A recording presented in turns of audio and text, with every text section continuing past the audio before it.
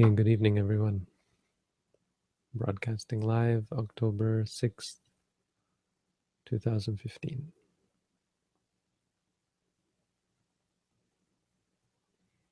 So, we're going to try another Dhammapada tonight. This one's a long one, but we'll shorten it.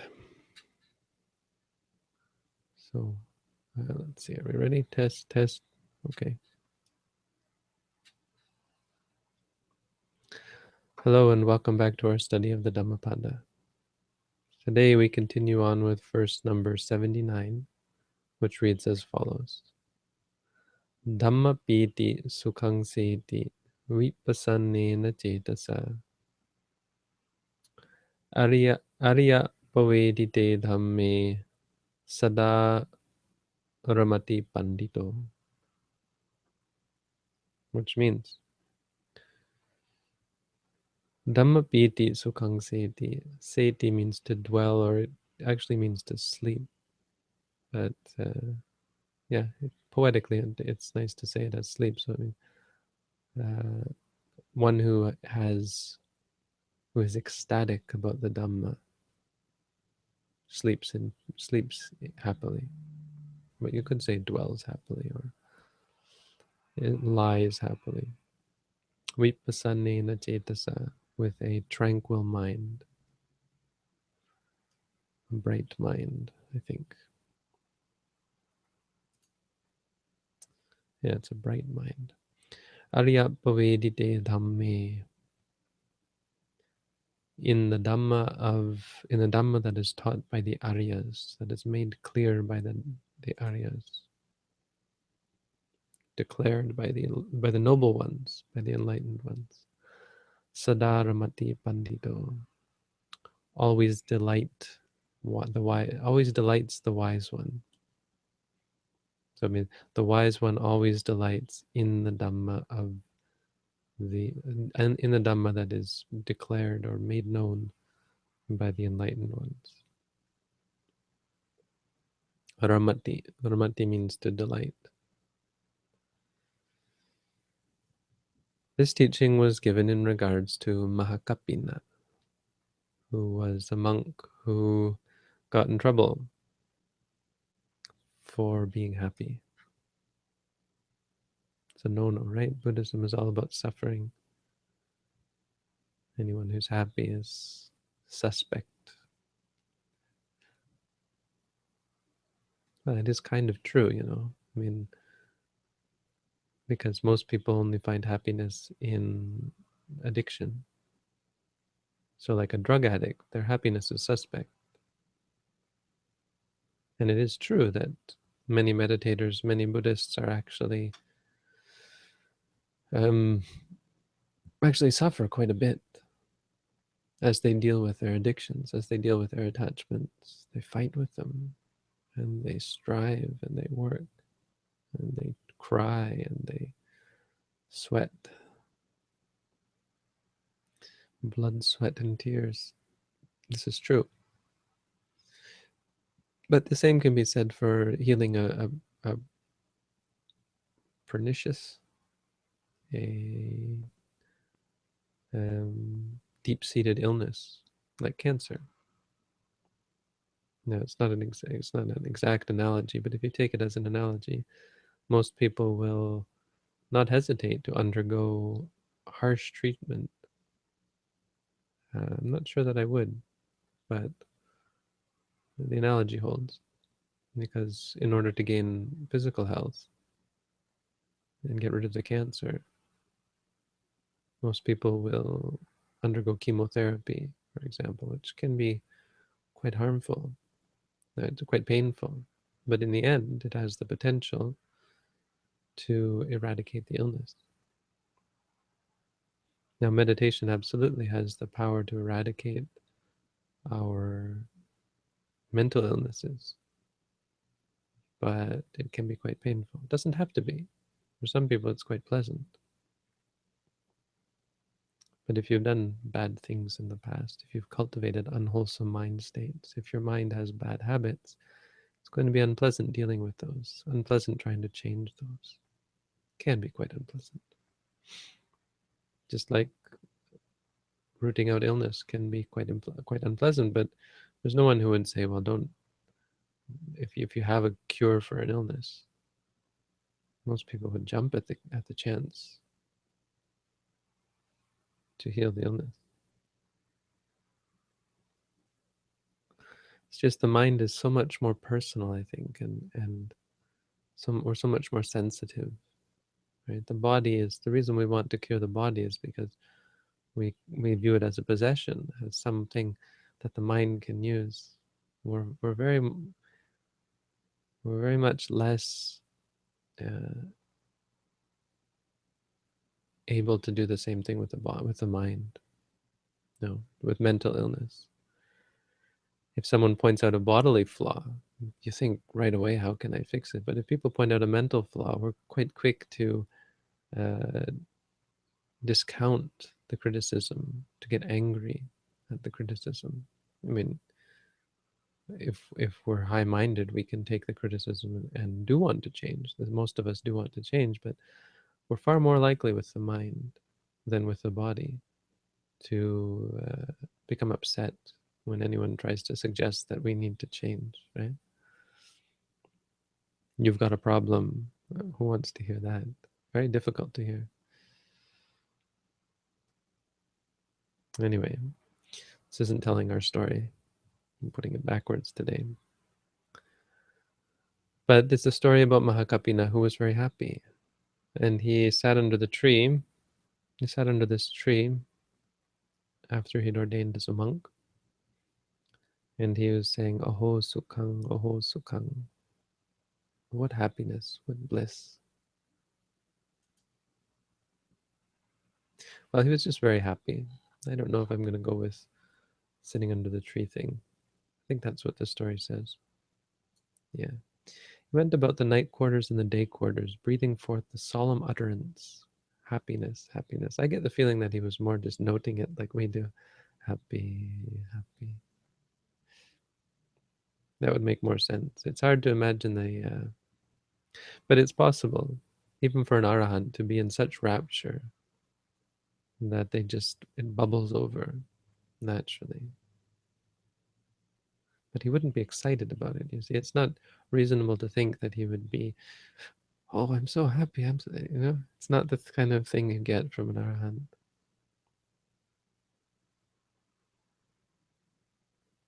But certainly there could be something, some sort of remarking on the happiness.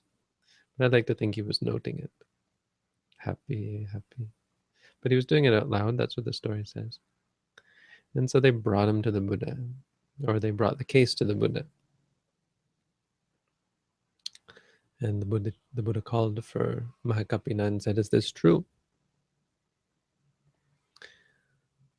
And Mahakapina, they accused him.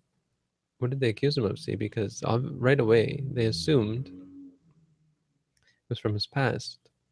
And so this is where the story starts. The story, I've gone to the end of the story, but the story starts in the time of the Buddha Padumuttara, who is, I think, 28 Buddhas ago. No, isn't he the first? No, not even. He's not even the first of 28.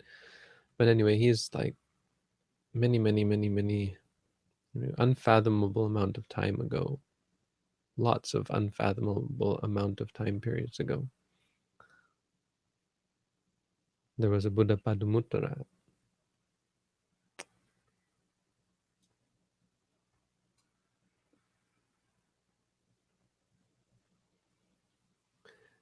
And he made an earnest wish at the feet of Padumuttara.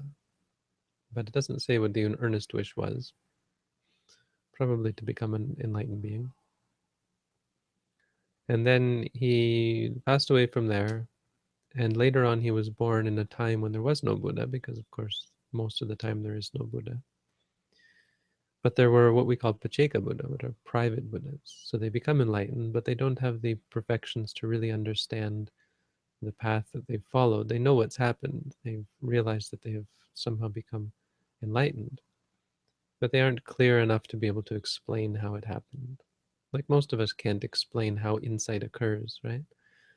Been given some instructions so we can say, okay, so by practicing rising, falling, stepping right, stepping left, I was able to gain this insight. But for a Pacceka Buddha, they more not fall into it, but they come to it naturally without any structured practice for the most part. So they don't have this, even that. But even it doesn't explain, when you say stepping right, it doesn't explain how you became enlightened. We don't have the knowledge to understand what's going on in our mind and how our mind attains enlightenment. So that's a Pacceka Buddha. They don't have the power to teach, but they certainly have the power. They're enlightened. They've seen Nibbana, and you can call them an Arahat. So there were a lot of these. There was a time where there was many of these such recluses who had become enlightened on their own. The meaning is they didn't have a teacher, so they did it on their own. The text says 1,000, but it was probably, that's usually a sign of a bit of an exaggeration. A lot of these stories, and I'm not alone in saying this, Mahasi Sayadaw says that he thinks these stories have been exaggerated. But anyway, quite a few of them. And they came down for the rains. They would live up in the mountains, in the forest, and they came down for the rains to spend some time closer to civilization, because staying in the forest during the rains is difficult. It rains a lot, and there's leeches and snakes and mosquitoes and lots of nastiness. So living in civilization for the rains is reasonable. So they would do this, and they went to the king to see if there was a place where they could stay. And the king said he was too busy because he was doing the plowing ceremony, which they do before the rains.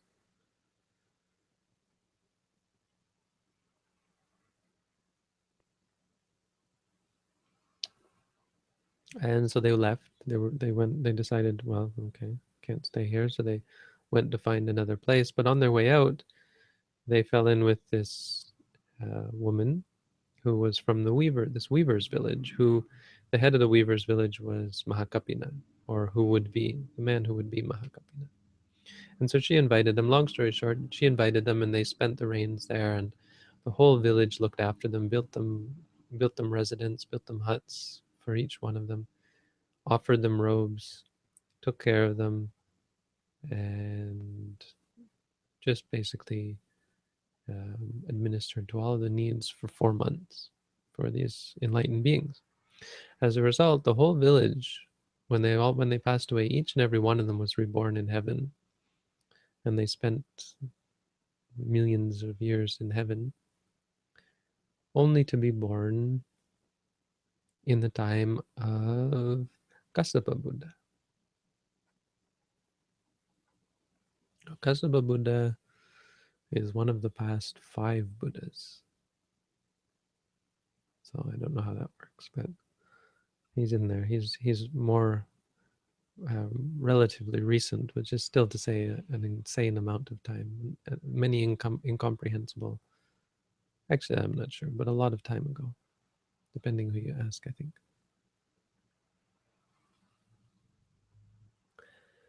And in the time of Mahakassapa, they went to hear the Buddha teach.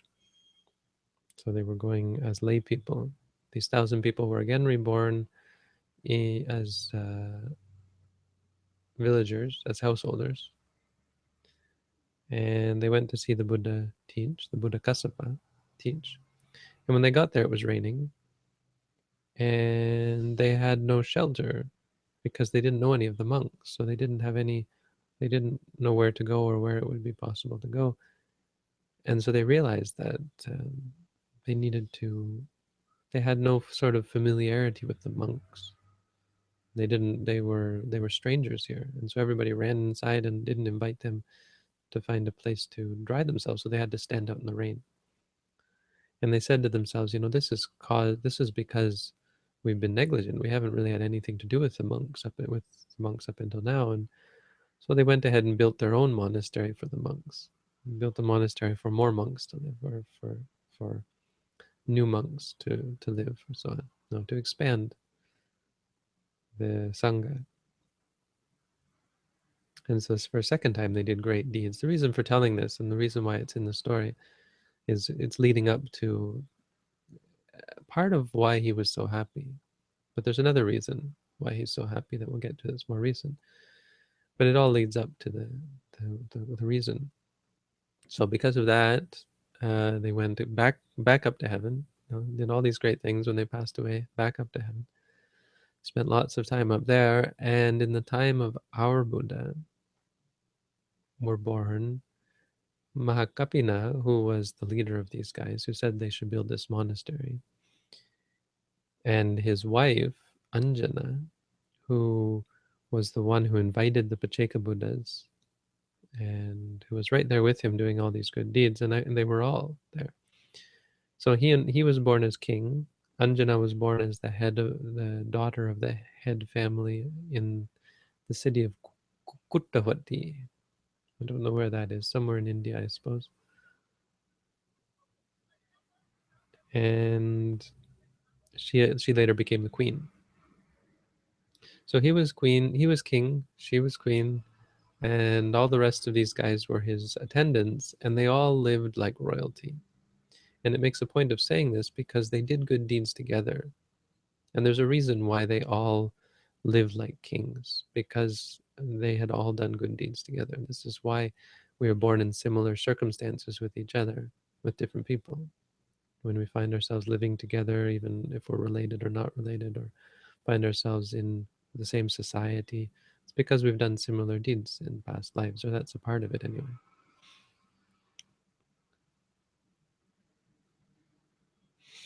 But Kapina sent out these horses every day, it said, to see whether a Buddha had arisen.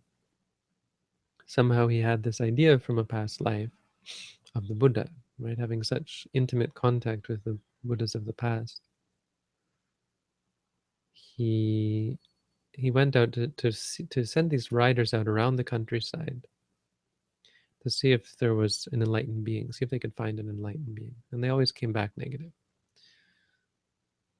Then one day, a group of merchants came to the city, and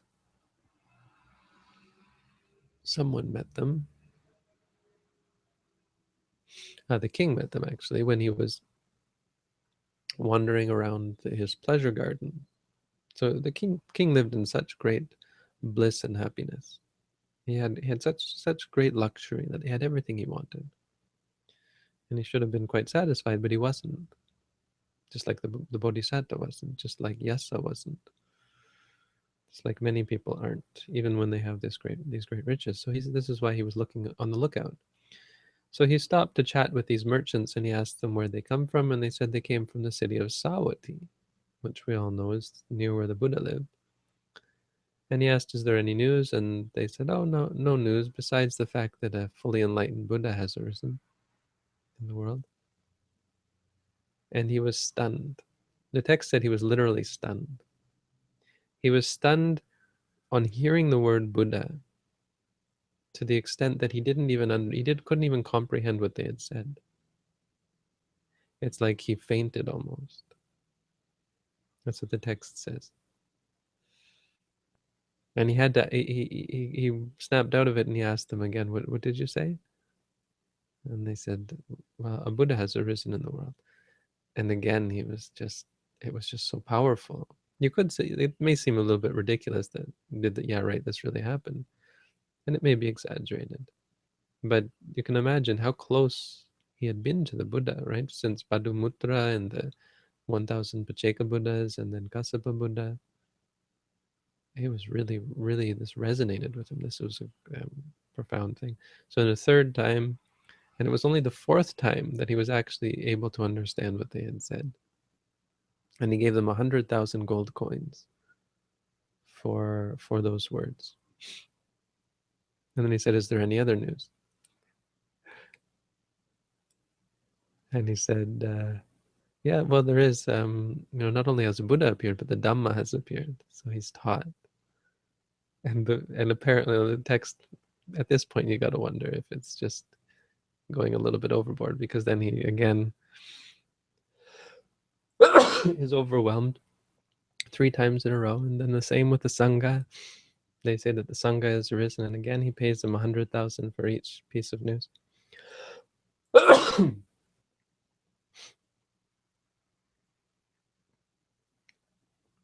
And then he consults his 1,000 friends. This is the group of people who he's lived with since the time of the 1,000 Pacceka Buddhas, who they've been reborn in the same company again and again. He says, "What should we do?" And he said, "It's time to go forth." He says, "I'm going forth," and they say, "We're going with you." And so he takes off right then and there in the park. He takes off his kingly attire, or I don't know what he puts on ordinary clothes, gets rid of all his jewels, gives it all over to the merchants, and he says, "Look, I have a message I want you to take to the queen, and tell the queen, Queen Anoja, that the kingdom is hers. And if she asks where I've gone, I tell her I've gone. The Buddha has arisen, and I've gone to learn from him." And so they went. They went forth, and they went to see the Buddha, and they became, long story short, they became sotapannas, all of them, upon hearing the Buddha's teaching, and the Buddha ordained them right then and there.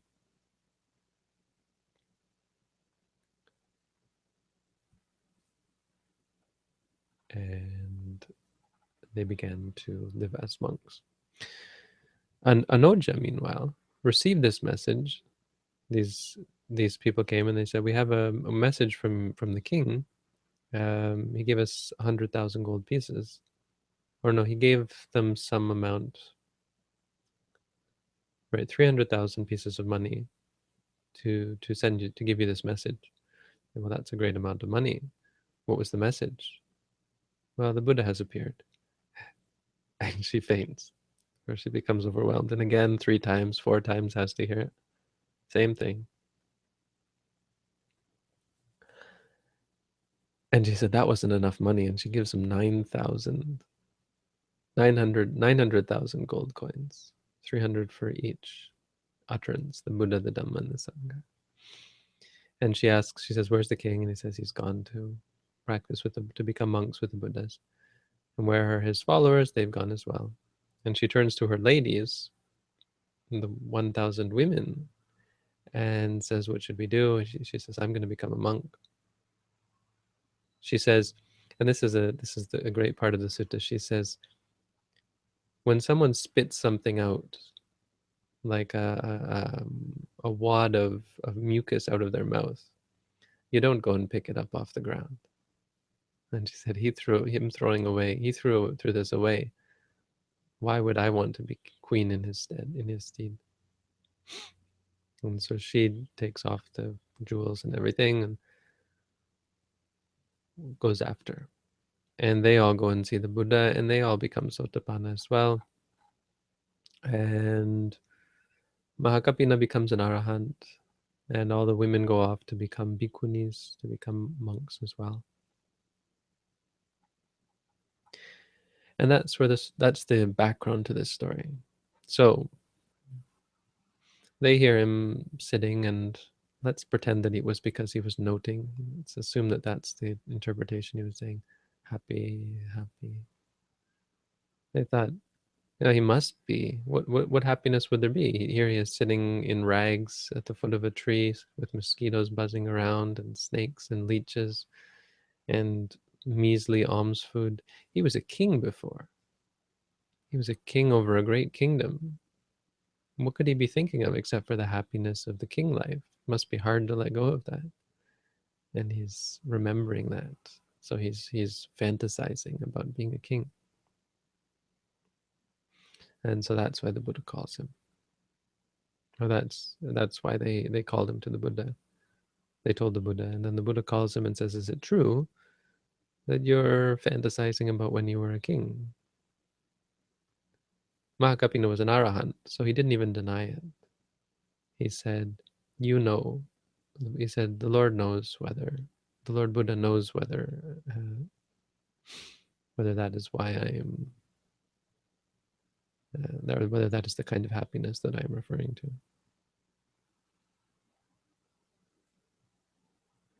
And the Buddha explains to the monks. He takes that as at face value, and he turns to the monks and he said, It's not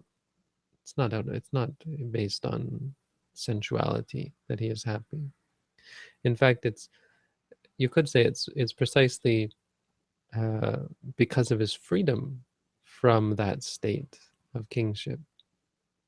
Because you think what it's like to be a king, well, sure, you have lots of pleasure and so on, but you also have so many duties, and you have people trying to take away your your happiness, and you're trying to assassinate you or trying to manipulate you.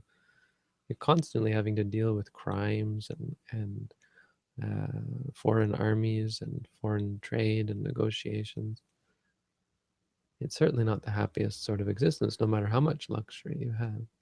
And here he's living under a tree with nothing, no burdens, no worries, no cares, no 9 to 5 job, no midterms to study for,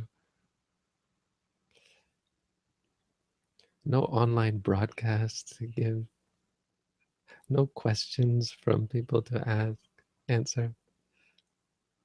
No, all that's actually the good part of being a monk. You do get to answer people's questions and help people. That's a great thing.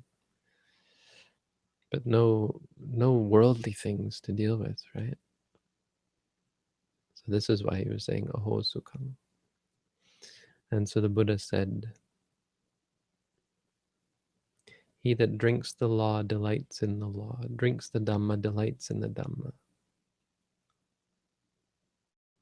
Huh. The translation is Dhammapiti is one who drinks, which is actually possible. I'll have to look up whether that actually relates to the meaning of the word piti. But pretty sure that's not a literal translation. It's just that piti, there's the root pi, I think, or piu, which means in regards to drinking. Dhammapiti.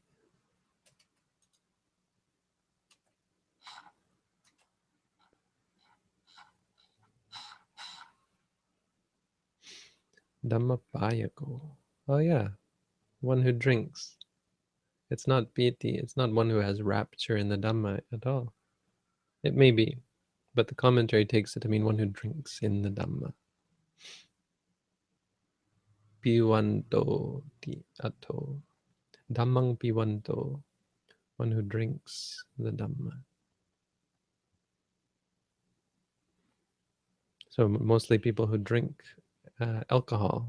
They're the ones who celebrate and rejoice and jump around like crazy people. When you talk about festivity, people who are festive, it's usually because of wine, right? Drink, alcohol, drugs, music, romance, entertainment of all sorts. But instead of drinking all of that, drinking the Dhamma can, to some extent, lead to a state that is superficially similar to intoxication. But that's dangerous to say. I want to be very careful about how we understand this, because they don't actually become intoxicated, but there's a sense of piti, this rapture that comes, this state of bubbling over, where you just naturally come forth with this expression.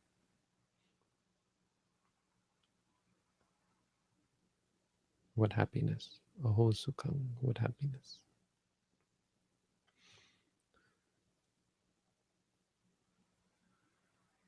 It is, and the Buddha says, it is with reference to Nibbana, the deathless, that he is breathing forth these solemn utterances of joy.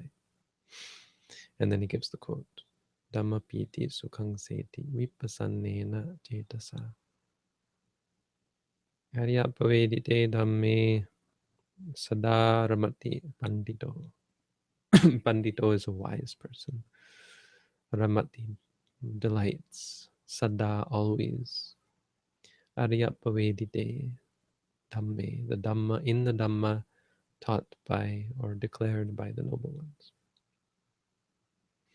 So, how does this relate to our practice? Well, unfortunately, as I said, for many of us, it doesn't relate to our practice. Our practice is going to be unpleasant. But the unpleasantness is tempered and is, I guess, tempered is the best word, with the joy of freedom. Because every moment that you get something, that you understand something, that you change something about yourself in a good way because of the meditation, which is what happens for sure. You have this great joy, peace, happiness, contentment. It changes something about you.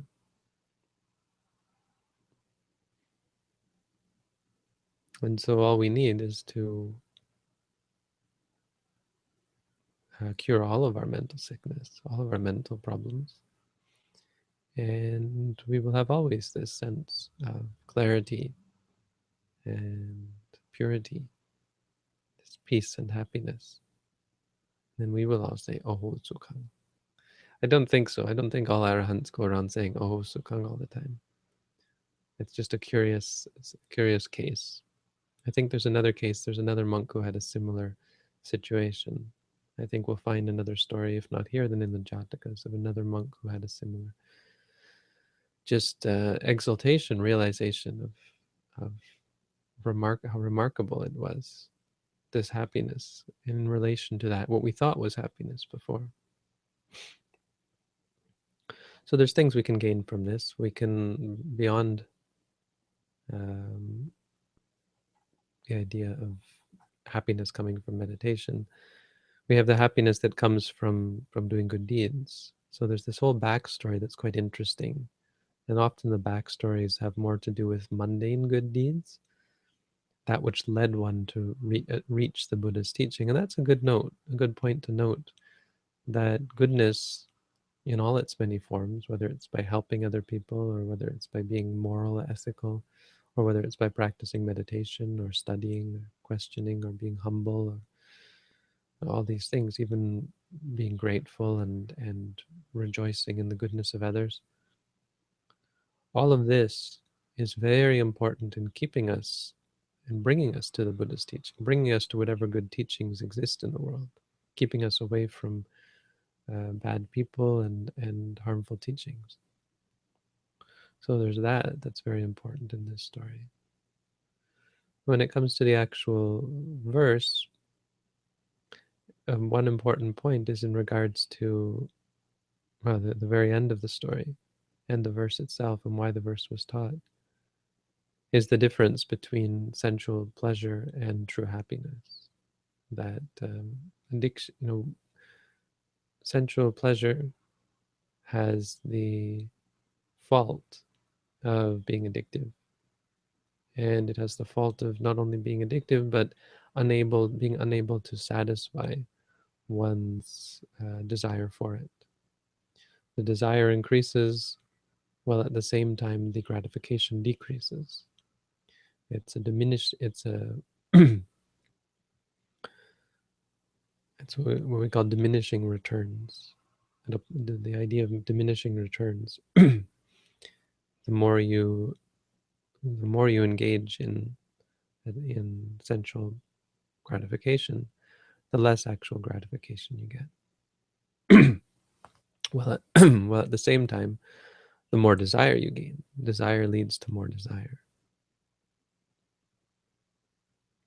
Whereas happiness that comes from letting go, happiness that is not sought out, that is not clung to, that type of happiness is stable, is not a cause for disappointment because there's no expectation. It comes from freedom from expectation. So by its very nature, it's free from the pitfalls of addiction and attachment. And that's what was being remarked upon here, is how ridiculous it is that we look for happiness in sensuality when in fact it's less and less pleasing all the time, and it turns us into something like hungry ghosts, where we're hungry all the time, where we're wanting more and more, left wanting without being satisfied. So we should take heart, and we should be um, we should be strict with ourselves about this, because it's easy to convince yourself that meditation is unpleasant. When you're fighting with the unpleasantness, it's easy to convince yourself that this meditation is just too unpleasant. When in fact, it's very easy to see the happiness that comes from the meditation, but it just comes in moments. And because we're not clinging to those moments, they don't make the same imprint on the mind in the sense of us thinking back to them. Like when you've gained happiness from sensual pleasure, you'll constantly be thinking about it, right? Oh, I want to get that. How can I get that? That made me happy. Basically, you'll be saying, that made me happy, that made me happy. But that's the addiction cycle. That's the addiction part of the brain telling you, yeah, get that. That made me happy. That doesn't function in regards to the happiness of detachment, the happiness of letting go, the happiness of contentment. You don't have this, yeah, gimme, gimme, yeah, that made me happy. It's not clung to in the same way. So it's very easy to forget, and it's easy to get discouraged as a result, thinking, well, I don't get this happiness that they're talking about. You do. If you're actually practicing, you'll get it quite often, but it'll come momentarily. It'll be in the form of relief.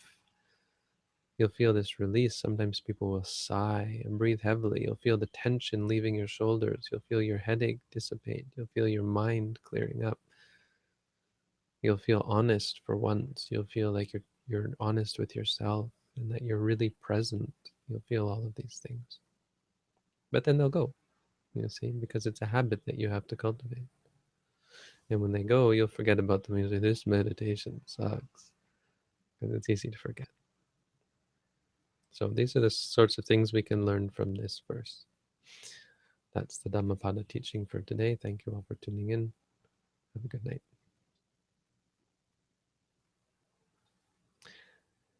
And we're clear, but still broadcasting. So, dare I ask, do we have any questions? We have questions. Uh-oh. All right. Well, we're going to go through them a little bit quickly. Okay. I'm not going to take any, I'm not going to indulge sidetracking questions. Okay. Which of the 5 jhana factors are relevant for the practice of vipassana meditation? Thank you, Bhante. To some extent, all of them, yeah. The, you're getting closer to jhana as you practice vipassana. In fact, some people would, Mahasi Sayadaw tries to make a case for it being similar to jhana. And so you could describe vipassana meditation as going through the jhana. In the Saleka Sutta, he talks about it. It's been an interesting read for you if you're interested in that. Can the attainment of nibbana be undone with brain surgery? No. If I feel itchy during meditation, should I scratch it? It's better if you don't, to an extent. But when it starts to drive you crazy, then yeah, probably better. But you should say wanting to scratch, and then lifting, moving. And then not scratching, it's recommended that you rub it. Rubbing, lowering, placing, and then back to your meditation. So try to be mindful of it. But the best is to just say itching. And if your mindfulness gets stronger, your concentration gets better. You'll be able to stay with it until it goes away.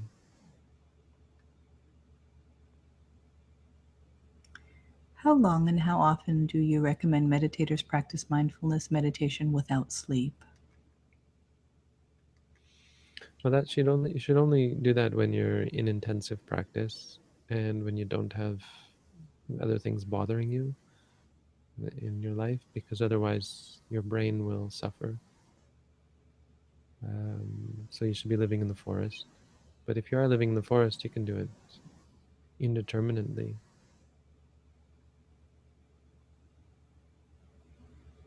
If you're living a peaceful life, you can enter into states that are very much a replacement, a better replacement for sleep, where your brain is rested and your body is rested.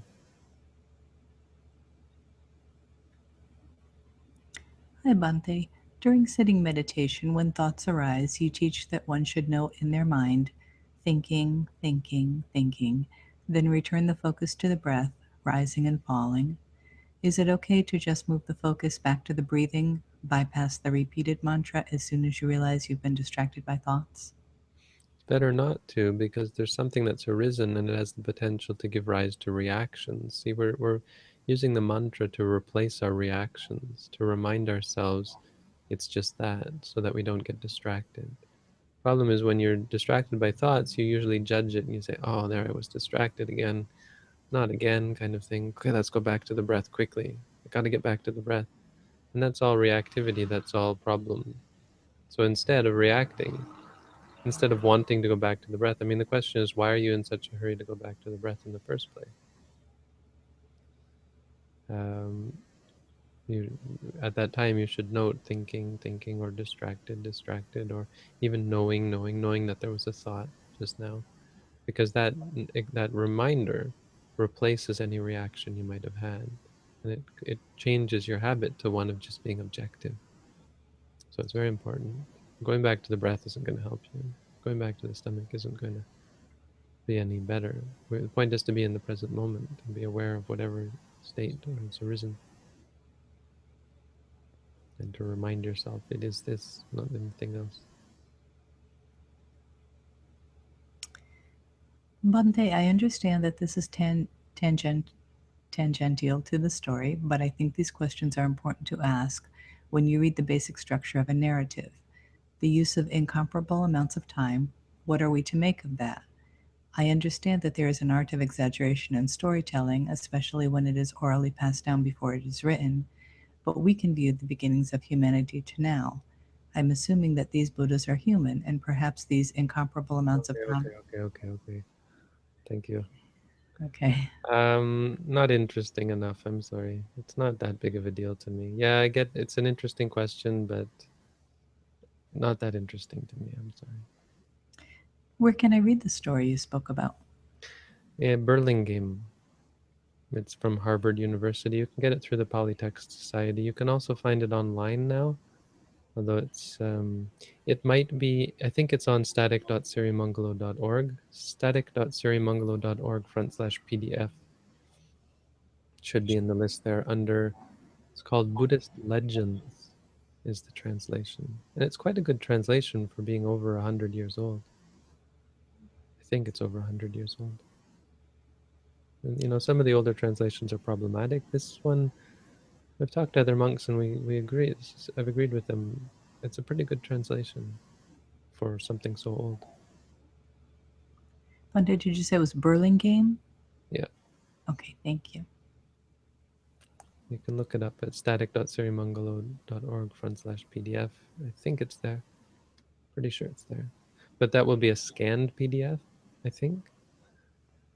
We also have, if you look in the Android Google Play, under Theravada Buddhist texts, there's that app can be used with a archive, if you have an archive of texts. I wonder if it's on sacredtexts.com. Where did we get those? Anyway, there's an archive that's linked to in the description. That's an example of the archive you could use. And that archive um, has the Dhammapada stories as well as other translations. But the legality of all of that, yeah.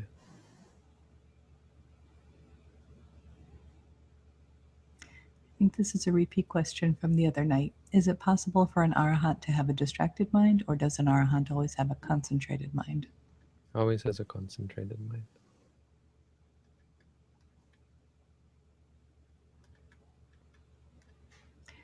Bhante, my meditation seems to have plateaued. I feel I'm no longer accomplishing anything anymore, and it's causing me to somewhat lose motivation. I sit for 30 minutes per day and walk for 15. Should I just try to power through this low point? Thank you. Well, look at the loss of motivation. That's what you should be meditating on. You'll find if you let go of that, you'll feel a lot happier, be a lot more at peace. Meditation is really about you. So it's about overcoming those states. It's about learning about those states. It's not about plowing through them or pretending they don't exist. You should meditate on the low point. Because there's no state of mind that you can't overcome through meditation. No negative state of mind that can, and that is a negative state of mind. The boredom with the meditation, or the dislike of the meditation, disinclination to meditate.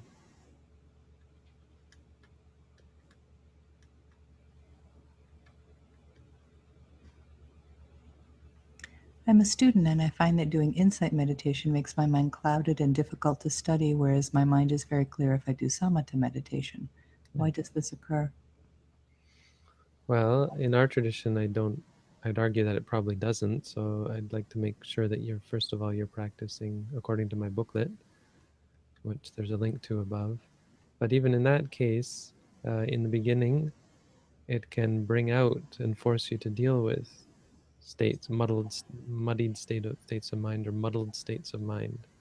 So in the beginning, as you're just finding your feet, it can actually, you're doing it when you're doing it incorrectly, and when you're just learning how to practice, it can muddle your mind. Just like anything, when you take up golf for the first time, you don't hit the ball most of the time. Is Vipassana meditation the only meditation you practice? Yes, a little bit of metta, but mostly vipassana. For me, it's pretty weird to suddenly stop desiring as much as I did. I feel as though the reasons to pursue my desires are growing weaker, and suddenly I haven't got much to do. How to cope with sudden nothingness? It feels as though life is becoming very boring now. Well, boredom is a problem. Boredom is your problem, not the having nothing to do part. I mean, having nothing to do is great, right? Some people would give a lot to be in such a state where they didn't have lots and lots of things that they had to do. But your desire for something to do leads to your boredom, and both of those are a cause of suffering, as you can see. And they're the culprit, not the lack of having anything to do. So you should note them: bored, bored, or wanting, wanting. So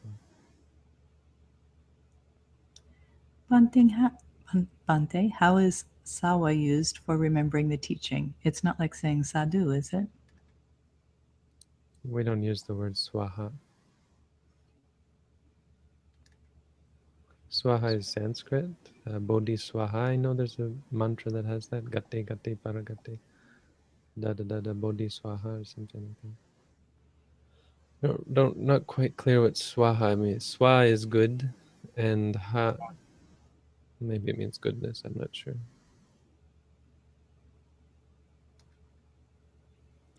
Is nibbana attracted to the lack of desire for experience? I don't understand that question. Nibbana isn't something that can be attracted to something.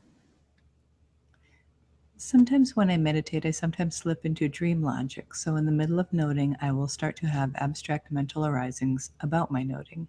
Any thoughts on what might be going on? This happens during sitting meditation, by the way. Interesting. I mean, the mind does funny things. The mind likes to think about things, likes to extrapolate, likes to react and play with, and different states of mind do different things. That's not important. The why this happens isn't all that important. No, so that's it's not really what our focus would be as to what's going on. We're not concerned with that. What's happening? There's a process that is impermanent suffering and non-self. That's for our purposes all that we need to know, all that we're interested in. So we note it without going into the details as thinking, so we say thinking, whatever.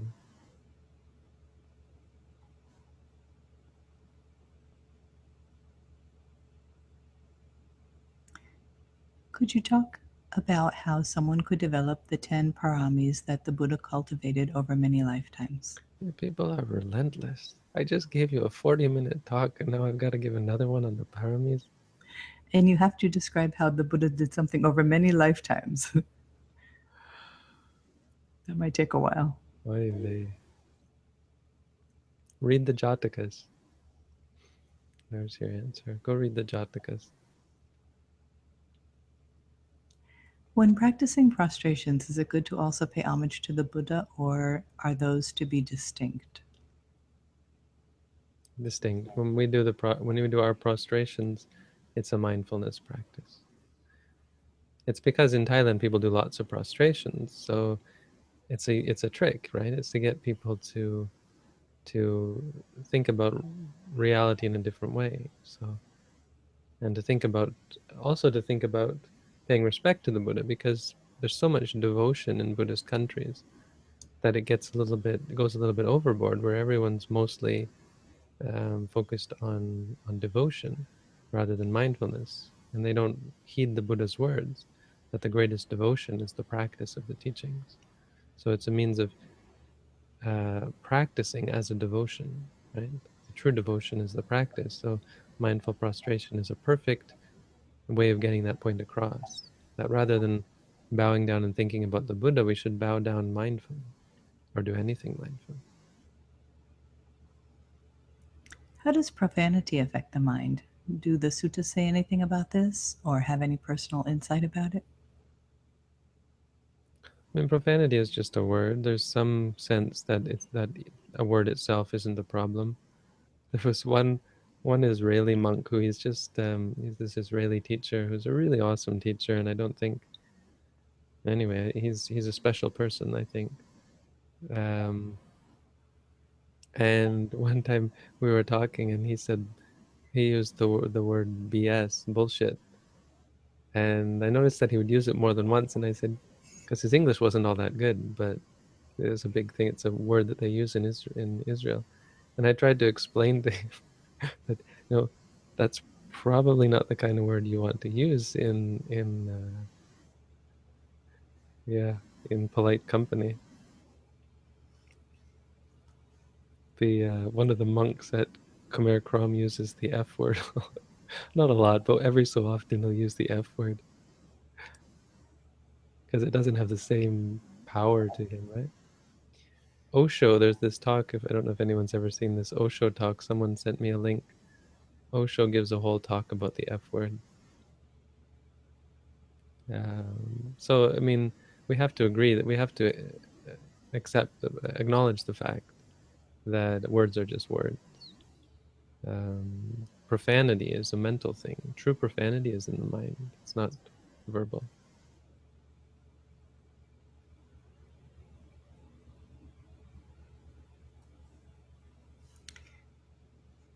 Okay, thank you, Bante. So this means that it's not a bad thing to do nothing, and that boredom is to be accepted and noted and thus transcended. Not accepted. It's to be noted and seen as harmful, because boredom is what's causing you suffering. This dislike that you have about the path as not leading anywhere, not having any benefit, that dislike is what's causing you suffering, not the nature of the path. Buddhism doesn't advocate or preach anything really. It just tells you you're suffering because you want stuff.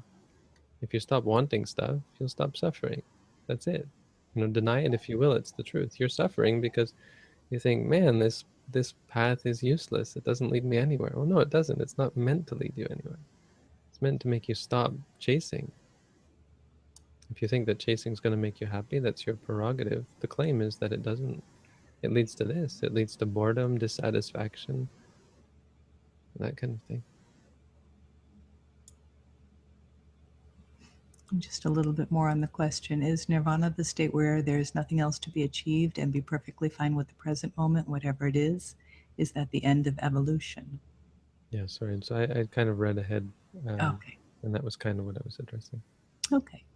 Does the Theravada tradition emphasize cultivation of the 10 paramis, or is this aspect exclusive to Mahayana Buddhism? It's certainly not exclusive. In fact, in Mahayana, I think often they talk about six paramis. Yes. Yeah, and I remember asking our Buddhism professor at university. I think I was a monk at this point. No, I was, yeah. Anyway, I was back in school as a Buddhist meditator, and so I'd heard about the 10, and he was talking about the six paramis, and I said, "Why in Theravada Buddhism there are 10?" And he said he gave some silly answer like people's desire to make everything be 10 or something like that. So anyway, kind of a silly story, but yeah, 6 and 10. Um, but the 10 are the things. Parami means perfection, so we don't strive to be perfect. Or parami means ultimate, taking something to its highest state, and we don't need to do that.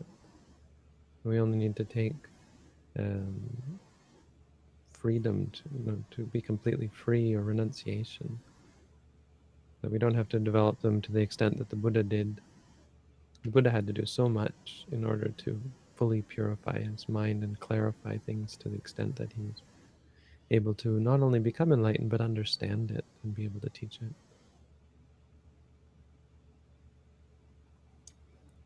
Renunciation is one of the ones that's missing when it's only the 6 Hmm. for the Mahayana. Is Nibbana the lack of desire for experience? Nibbana is freedom from suffering. That's the best way to explain it concisely. I have read that arahants during Buddha's time received gifts and offerings from devas. Does this kind of thing happen to arahants today? Oh, I don't know.